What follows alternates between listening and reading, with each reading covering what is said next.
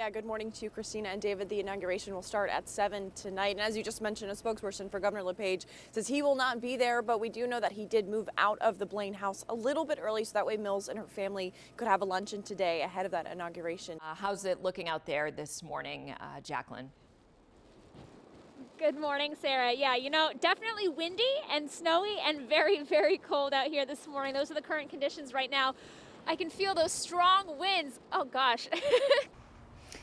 Yeah, Tracy and Christina, while today was a very somber day in our nation's capital and at the Capitol Rotunda, in this room, it's a much different feeling. It's a celebration of life. I always start with the same basic shape of the lobster that I created, years ago. But while Andrew Cook's lobsters may all start the same, it's a whole different picture once they're finished. So if you're looking at it from far away, you're like lobster, but when you get up real close, you're like, wait a minute. Upon that closer look, This is my main course, lobster course at Lobster Valley East. you'll find one of many dozen different designs that Cook has dreamed up over the past 4 years. From buoys to sea glass, even a map of New York City's subway system. Each of his basic lobsters eventually takes on a whimsical life of its own. That's the cool thing about being an artist is there are no limitations to what you want to do. While drawing is Cook's passion, there is a flip side to his creations. It's the contributions he makes to the lobster industry. Much of his work, even profits, are donated to various organizations, including the Maine Lobstermen's Association. A lifelong Mainer and consumer of lobster, it's a way to give back, he says. I always felt like the lobstermen didn't get enough recognition for the work that they do. They don't crawl out of the ocean and onto your plate. Safe to say, nothing says Maine like the iconic lobster and its one-of-a-kind shape you can easily spot from a good distance away.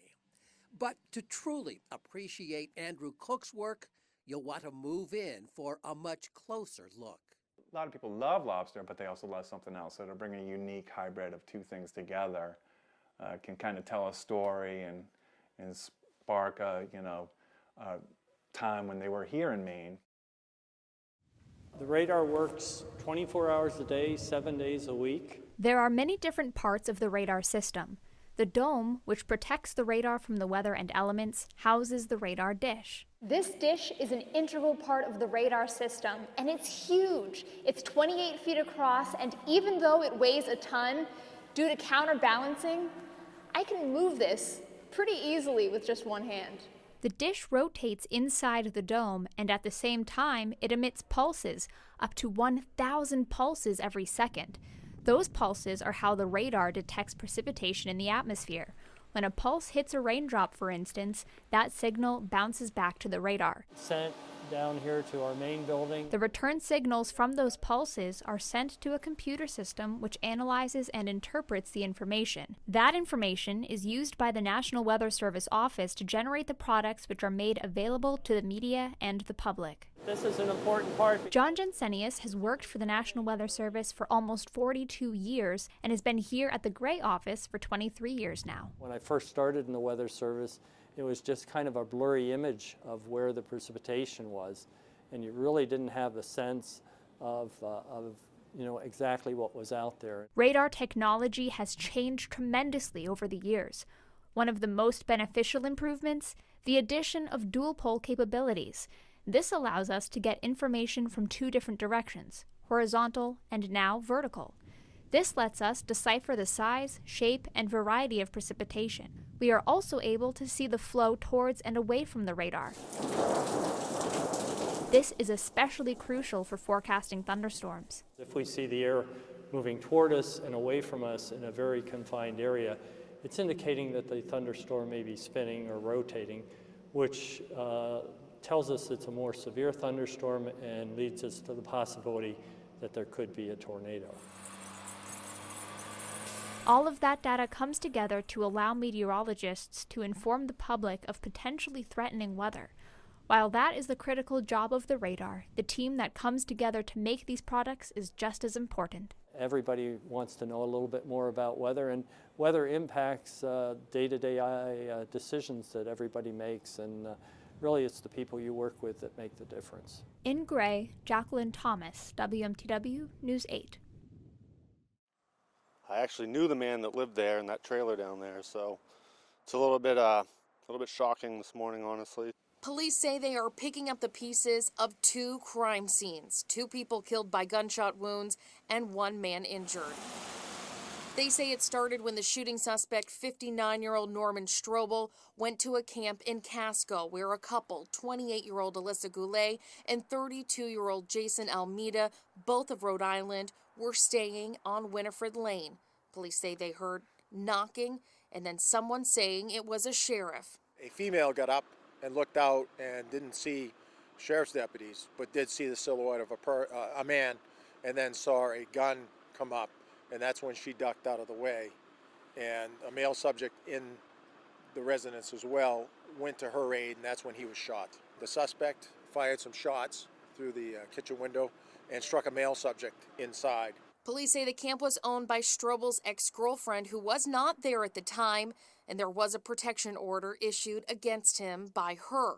They were able to track Strobel through his cell phone to a mobile home on Songo School Road in Naples. When they arrived, they could see an injured man inside. They could see some blood on his face and thought that he was injured, so they made a rapid entry to go in and provide aid, and that's when they met an individual coming down the hallway, appeared out and started firing shots at them. No deputies were hurt, but Strobel was shot and killed. The man they saw injured had already been shot and killed. Ryan Hamlin says he knew the victim. I've known him for a long time. He was a friend of a friend's, and he was a good guy. And I don't know how he got involved in it, but I hope it wasn't. I don't know. I hope it was random. It's kind of scary, actually, to think that it was. An idyllic setting in the woods of Hinckley Park in South Portland. 5-year-old Jonah is trying to catch a fish. Rigatoni the dog running about, and mom, Chrissy DeMillo, is thinking and worrying about spring and tick season. During the summer, we do bath time every night and check, and yeah, it's definitely a concern. There's a bunch of his friends that have gotten Lyme, so yeah, it's out there.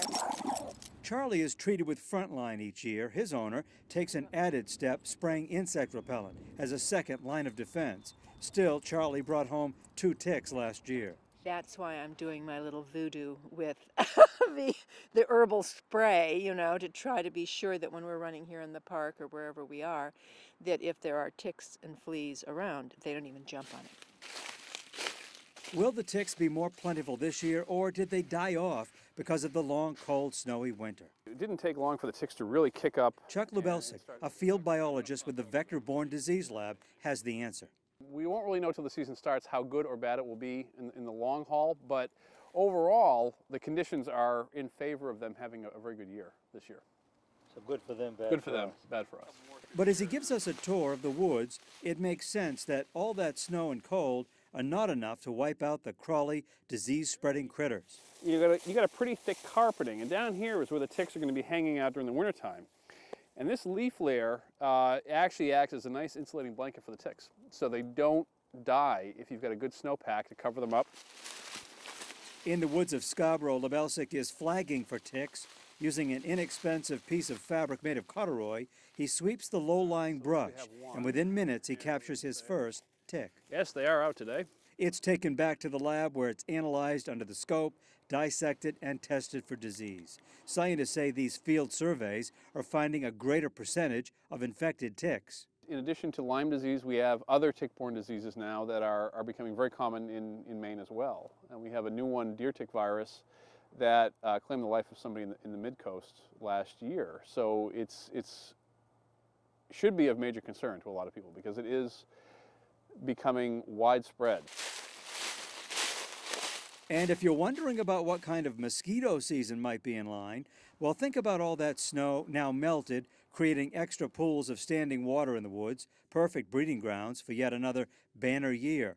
Biologists will be checking these resting boxes, devices used to trap mosquitoes, for testing. The increased moisture and rain means that that's really beneficial to both the ticks and the mosquitoes. And so a real rainy summer, late spring, early summer, is going to mean a bad year for ticks and mosquitoes generally. That walk in the park taking on new meaning as the warmer weather finally arrives. You just have to be diligent. You can comb through the hair. You know, we pet him, and you can find them. He's a fairly short-haired dog, so that's really helpful. How people are remembering Mr. Bush there. Good morning, Tyler. David, good morning to you as well. As you're mentioning, the former president's love of Kennebunkport, well known here in Maine and now across the nation as well. There's actually a memorial set up, 41 inside of a heart just down the road from where we are right now. These guys are troopers.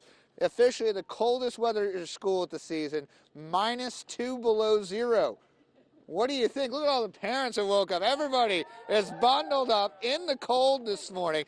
Yeah, good morning to you, Christina and David. Snow's been coming down pretty steady since we've been here since about 4 this morning, and I want to show you on the sidewalk here. It's not a lot that's fallen. I've been kind of messing with the spot here already since the last time I talked to you guys. There's already a coating here. That was about a half hour ago. So here's a look at how you can move it. It's easy to move, but as Ted was talking about, that rain's going to be coming in a little bit later today, causing even more of a mess. A look at the roads now. You could probably hear those crews have been working out here all morning long trying to get ahead of the storm, but still these roads are snow packed.